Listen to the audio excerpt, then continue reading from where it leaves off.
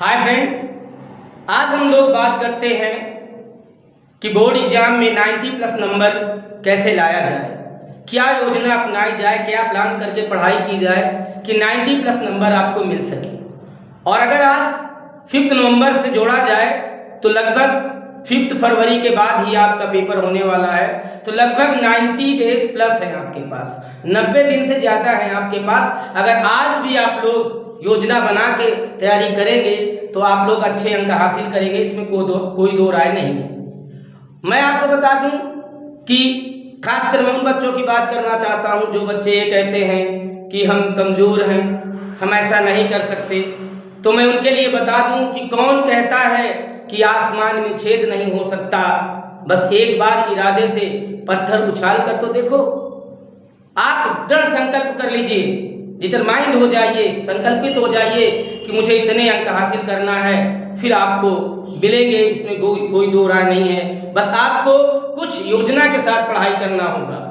जैसे आपको बता दूं, मैं एक स्टोरी के साथ बात करता हूं। आप लोगों ने बम्बल बी का नाम सुना होगा। बम्बल बी मतलब होता है भंवरा। भंवरा आप लोग जानते हैं, भंवरा होता है, ठीक है, ये भंवरा होता है। और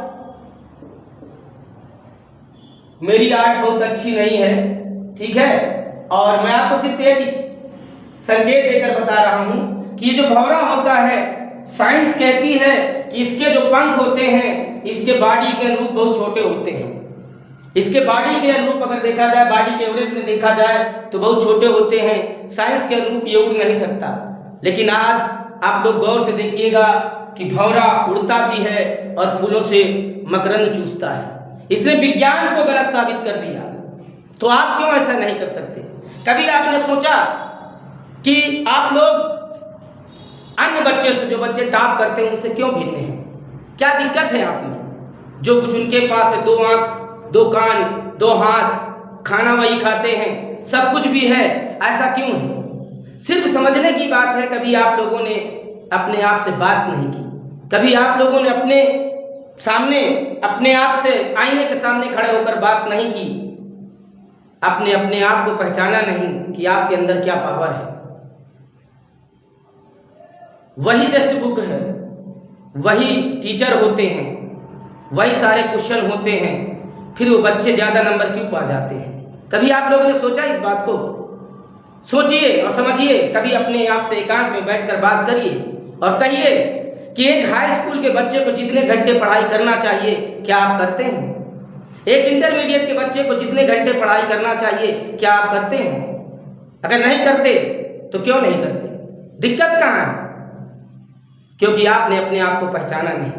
आपके अंदर भी वो सारी क्वालिटी है, आपके अंदर भी सारे गुण हैं, उतनी ही ताकत आपके पास भी, आप भी देर तक पढ़ाई कर सकते हैं। सिर्फ आपने कभी ठाना नहीं है। ठान लीजिए, कुछ करके दिखा दीजिए। और मैं बता दूं, ये बम्बल बी ने साबित कर दिया है, इसने साइंस को गलत साबित कर दिया है। और साइंस के अनुसार जैसे बताया कि ये उड़ नहीं सकता, लेकिन इसने उड़कर दिखा दिया और साबित कर दिया कि साइंस जो कह रही है गलत है। आप भी सारी चीज़ों को गलत साबित कर सकते हैं। फर्क ये है कि आपने योजना नहीं बनाई। तो हम बात करते हैं किन योजनाओं के साथ आप पढ़ाई करेंगे। क्लियर? तो आप लोगों को पढ़ाई करने के लिए एक योजना बनानी होगी, और अभी भी आप पढ़ाई कर सकते हैं, अभी भी आप अच्छे अंक हासिल कर सकते हैं। उसके लिए आपको करना क्या होगा? सबसे पहली बात यह है कि वैसे तो मैं इंग्लिश पढ़ाता हूं, और इंग्लिश में आप लोग, बहुत से बच्चे मेरा वीडियो देख रहे होंगे, ग्रामर से रिलेटेड मेरे वीडियो, बहुत सारे वीडियो पड़े हुए हैं, और लिटरेचर से रिलेटेड बहुत सारे वीडियो मैं दे रहा हूं। अगर आप लोग सपोर्ट करते रहे मेरे चैनल को, इसकी लिमिट तक पहुंचा दीजिए, 1K तक पहुंचा दीजिए, फिर मैं आपको लाइव क्लासेस भी दूंगा। अब आपको मैं बताता हूँ पढ़ाई क्या करना है। आप लोग पढ़ते हैं, पढ़ना और याद करने में, दोनों में बहुत फर्क होता है। आप लोग बोलते हैं कि आज मैंने 2 घंटे पढ़ाई की, याद कितना हुआ? कभी आपने सोचा? 3 घंटे पढ़ाई की, याद कितना हुआ? और क्यों नहीं याद हुआ? क्योंकि आपने योजना नहीं बनाई।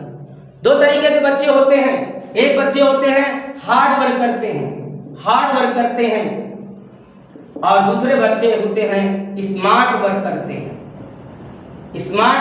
हैं। क्या अंतर होता है हार्ड वर्क और स्मार्ट वर्क में? ये जानने की ज़रूरत है। हार्ड वर्क का मतलब है आपने मेहनत तो बहुत की, 5-5, 6-6 घंटे पढ़ाई की, लेकिन आपकी योजना सही नहीं थी, आपका प्लान सही नहीं था। और स्मार्ट वर्क बच्चा वो करता है, कम पढ़ता है और अच्छे अंक हासिल कर लेता है। जानते हो क्यों? ऐसा इसलिए है, अगर आप ये योजना बनाएं कि जब तक मुझे फर्स्ट क्वेश्चन नहीं याद हो जाएगा तब तक मैं सेकंड क्वेश्चन नहीं लर्न करूंगा। ये बहुत बड़ा फार्मूला है, याद रखिएगा। जब तक मुझे फर्स्ट क्वेश्चन याद नहीं हो जाएगा तब तक मैं सेकंड क्वेश्चन नहीं याद करूंगा। अगर ये फार्मूला बना लेंगे तो फिर आप याद करेंगे। मैंने कहा ना, आप पढ़ते हैं कि याद करते हैं? 2 घंटे पढ़े कितना याद होगा? इस पर आप सोचना होगा आप लोगों को। एक चीज और बता दूं, हमारा जो माइंड होता है ना, हमारा माइंड किसी बात को 24 आवर्स तक अपने माइंड में रख सकता है। 24 आवर्स तक, 24 घंटे तक हमारा माइंड जो है किसी भी बात को अपने माइंड में रख सकता है, ऑब्जर्व करके रख सकता है। 24 घंटे के बाद ये बातें हमारे माइंड से निकलने लगती हैं। तो आपको प्लान क्या करना है कि जो चीज़ आज आप पढ़ रहे हैं इसको 24 घंटे से पहले ही एक बार रिवाइज कर लीजिए, फिर ये अगले 48 घंटे के लिए फिक्स हो जाएगा। इस तरह से आप प्लान करके पढ़ाई करते रहिए, फिर आप देखिए कि आपकी तैयारी कैसे नहीं होती है।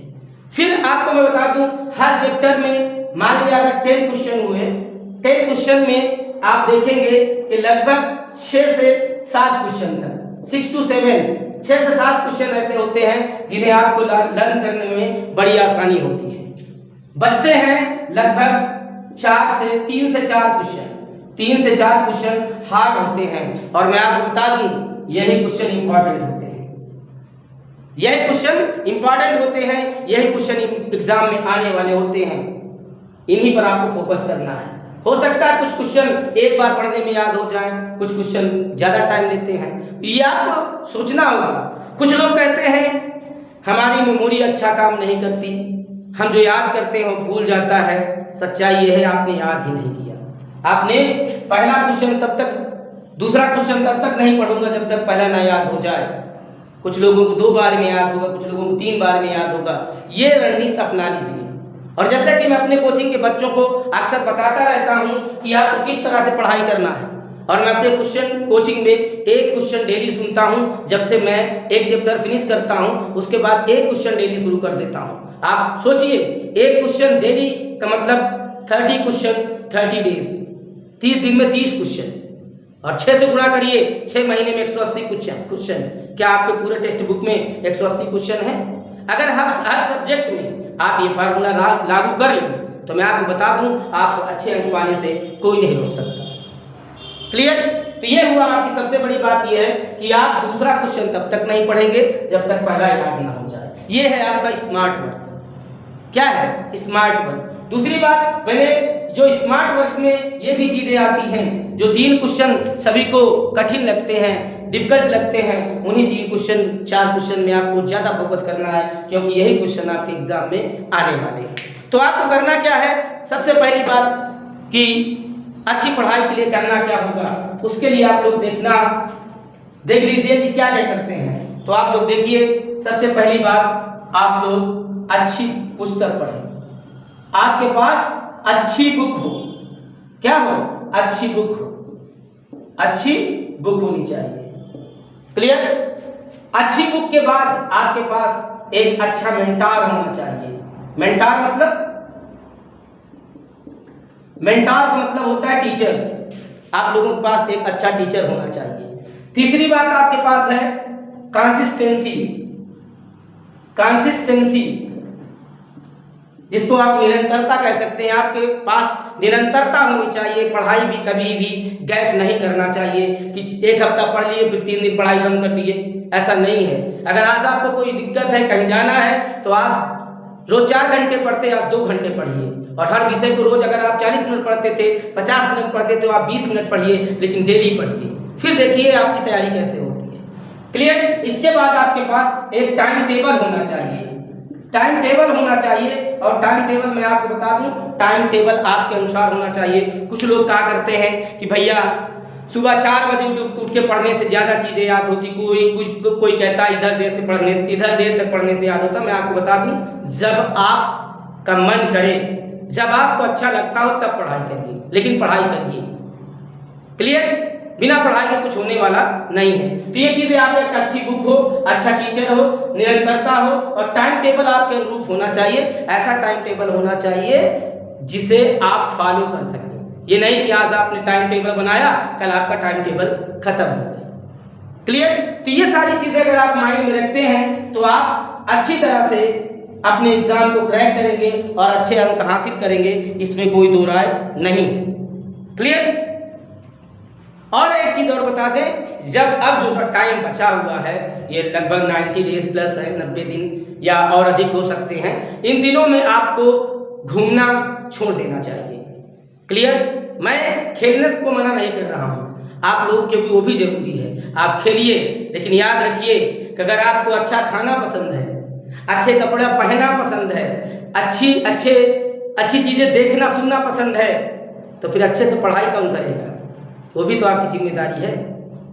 तो आप लोग पूरी तरह से तैयारी कर लीजिए और एक रणनीति बना लीजिए, रणनीति बना के पढ़ाई करिए और हर विषय को बराबर टाइम दीजिए, बराबर समय दीजिए। सबका कोई विषय ना आपको ज्यादा अंक दिलाएगा ना कोई कम दिलाएगा। 100 मैक्सिमम 100 सभी है, 100 नंबर का पूर्णांक सभी का होता है, सभी 100 नंबर के होते हैं। हाँ, कुछ सब्जेक्ट आपको अगर कठिन लगते हो तो उनके लिए मैं आपको बता, जैसे आपको कोई सब्जेक्ट कठिन लगता है तो उन्हें आप क्या करेंगे, उन्हें आप सबसे पहले पढ़ेंगे। जिस विषय को पढ़ने में आपका मन नहीं लगता तो जब भी शाम टाइम आप पढ़ने बैठिए तो आप उन्हें सबसे पहले पढ़िए। और एक बात बता दूं, इंटरमीडिएट के बच्चों के पास 5 सब्जेक्ट होते हैं, हाई स्कूल के बच्चों के पास 6 सब्जेक्ट होते हैं। 5 सब्जेक्ट का मतलब है कि आप जो कठिन सब्जेक्ट है उनको 1.5 घंटे दीजिए, 2 घंटे दीजिए, लेकिन आपको कम से कम 6 से 8 घंटे पढ़ाई करना होगा। और हाई स्कूल के बच्चे को 6 विषय हैं तो कम से कम डेली आपको 6 घंटे पढ़ना है। और उस 6 घंटे में आप अपने कोचिंग को मत छोड़िए, आप अपने स्कूल टाइम को मत छोड़िए। ठीक है, इस समय आप दावत को वक्त छोड़िए और लग जाइए, अभी भी बहुत कुछ आप कर सकते हैं। और मैं दावा करता हूं कि मंजिल उसी को मिलती है जिसके सपनों में जान होती है। यहाँ पंखों की क्या जरूरत, जहाँ इरादों की उड़ान होती है। इरादा बना लीजिए, फिर आपको पंख की जरूरत नहीं पड़ेगी, फिर आप उड़ जाएंगे। क्लियर? और आप अपने आप से बात करिए, एकांत में बैठिए, सोचिए कि मैं अन्य लोगों से कहाँ अलग हूँ। अलग नहीं है आप भी कर सकते हैं, आप भी अच्छे अंक हासिल कर सकते हैं। ठीक है, मैं आपको इंग्लिश विषय में बहुत सारे वीडियो देता हूँ और ग्रामर पोर्शन मैंने पूरी दे दी है, हाई स्कूल इंटर लेवल की ग्रामर दे दी है। इस समय में डेली 1-2 वीडियो डालता रहता हूँ, प्रैक्टिस सेट करवाता रहता हूँ, कभी लिटरेचर देता हूँ, कभी ग्रामर की देता हूँ। उसे आप लोग देखते रहिए और अपना ज्ञान इम्प्रूव करते रहिए। क्लियर? और भविष्य में मैं आप लोगों को कोशिश कर रहा हूँ कि कम से कम आपको 10 से 15 प्रैक्टिस सेट करवाऊंगा। वो मॉडल पेपर मेरे होंगे, मैं अपने से बनाऊंगा और आपको दूंगा। और उसमें से आप लोग देख लीजिएगा, बहुत से बच्चे जो कौशाम्बी जिले में, जैसे मैं कौशाम्बी के जिले का रहने वाला हूं, तो यहाँ के बच्चे जितना मेरे पास पढ़ते हैं वो जानते हैं कि मेरा गेस वर्क कितना काम करता है। गेस वर्क देखिए, गेस वर्क कोई मतलब ये होता है कि जहाँ तक मैंने बोर्ड का आज तक मूड पढ़ा है, बोर्ड का मूड पढ़ा, बोर्ड एग्जाम का, मैंने ये देखा है कि जो क्वेश्चन होते हैं वो अक्सर 3 या 4 साल बाद रिपीट किए जाते हैं। ये आप लोग देख लीजिए, 3 या 4 साल बाद क्वेश्चन रिपीट किया जाता है। तो आप लोगों को क्या करना है कि जो आपके पास बोर्ड सेट हैं उनकी प्रैक्टिस करिए, उनकी प्रैक्टिस करते रहिए और उन्हीं में से क्वेश्चन आएगा, कहीं बाहर से नहीं आता है। ठीक है? और याद रखिए, मैंने कहा ना 3-4 साल बाद हर क्वेश्चन रिपीट किया जाता है। तो इससे आपको बोर्ड से जीतने हैं, तैयारी कर लीजिए। उसे मैं बोर्ड से दे रहा हूँ इस समय अपने यूट्यूब पर, आप लोग उसे देख करके भी लाभ उठा सकते हैं। और मैं ये कहूँगा कि मेरा वीडियो आप लोग पूरा देखा करिए और वीडियो देख करके आप लोग देखते देखते अगर चाहें तो नोट्स बना सकते हैं, कहीं कोई बांड नहीं है। और नोट्स बनाइए, तैयारी करिए और लग जाइए। मैंने कहा ना, first of all you have to fix your goal. सबसे पहले आपको अपना लक्ष्य निर्धारित करना होगा। Then dedicate your whole powers that you deserve to attain your goal. और उसके बाद जितनी ताकत आपके अंदर है, जितना अधिक से अधिक पढ़ाई कर सकते हैं, वो सारी ताकत आप अपने लक्ष्य को पाने के लिए लगा दीजिए, समर्पित कर दीजिए अपनी पूरी ताकत। फिर देखिए, आपको सफलता पाने से, आपको अच्छे अंक पाने से कोई रोक नहीं सकता। क्लियर? Thank you.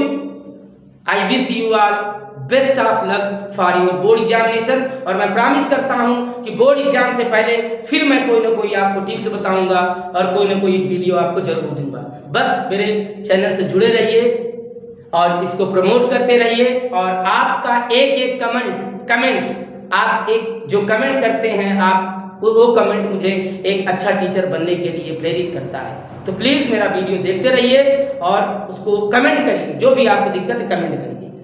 ठीक है, thank you, thanks for watching.